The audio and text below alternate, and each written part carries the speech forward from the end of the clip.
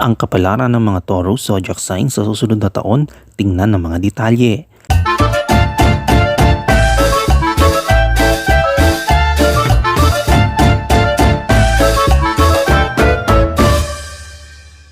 Ayon sa Industro-Vedic Astrology, naghihintay sa iyo sa susunod na taon ng bagong kaalaman at tagumpay sa iyong personal, profesional at pinansyal na aspeto.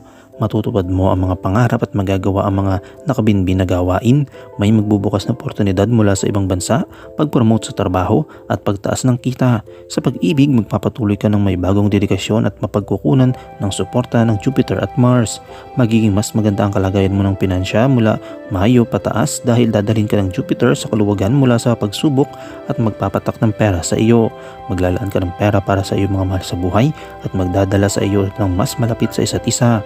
Magkakaroon ka rin ng magandang ugnayan sa iyong mga anak. Sa kabuuan, papasok ka sa susunod na taon na may mataas na pag-unlad at kapangyarihan dahil sa malakas na yugto ng propesyon dahil sa Saturn at Rahu o Dragon's Head. Ang pangunahing positibong hakbang na magiging sanhi kung bakit magiging isang napakagandang taon ng 2024 para sa iyo ay ang paglipat ni Jupiter sa Taurus sa Mayo 2024 na magtutulak ng paglago at pagbibigay buhay muli sa iyong karera at pinansya. Ito ay magiging isang bagong siklo na pag-unlad at pagbabago na nagbago sa iyong paraan ng pagtatrabaho hanggang 2035. Isang espesyal na tip, maging alerto sa perang maaaring dumating mula sa gitnang silangan o mula sa isang Islamic source ngayong taon. Anong iyong horoscope sa karera para sa susunod na taon? Ang masipag na trabaho, sinamahan ng swerte ay magpapalakas na iyong negosyo at koneksyon ngayong taon at magtatag sa iyo bilang isang kilalang pangalan sa negosyo sa ibang bansa. Ito ay epekto ng Saturn na magdudulot din sa iyo ng bilang oportunidad sa negosyo sa pamamagitan ng isang magandang nagpapautang. Kung ikaw ay may trabaho, maaari magkaroon ng bagong trabaho at maraming pag-aaral. Magkakaroon din ng napakabuting reputasyon at mataas na sahod sa iyong kasalukuyang lugar na trabaho ayon sa mga hula sa karera sa susunod na taon. Gayunpaman, sa kailawang bahagi ng taon na nasa ilalim ng impluwensya ng retrogradong Saturn, subukan na hindi makipagtalo sa sino man at iwasan ang pagbabago ng bagay ng biglaan.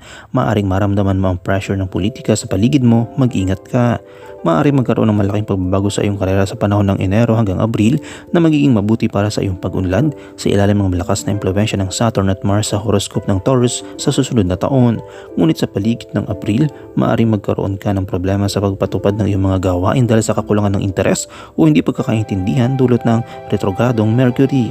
Sa kabuuan, sa 2024, magaganap ang isang transformasyon sa iyong mga pag-iisip na hinihikayat ang Rahu at Ketu na magdadala sa iyo na patungo sa isang bagong dimensyon na tutulong sa iyo na kuhain ang lahat ng oportunidad na darating sa iyong buhay.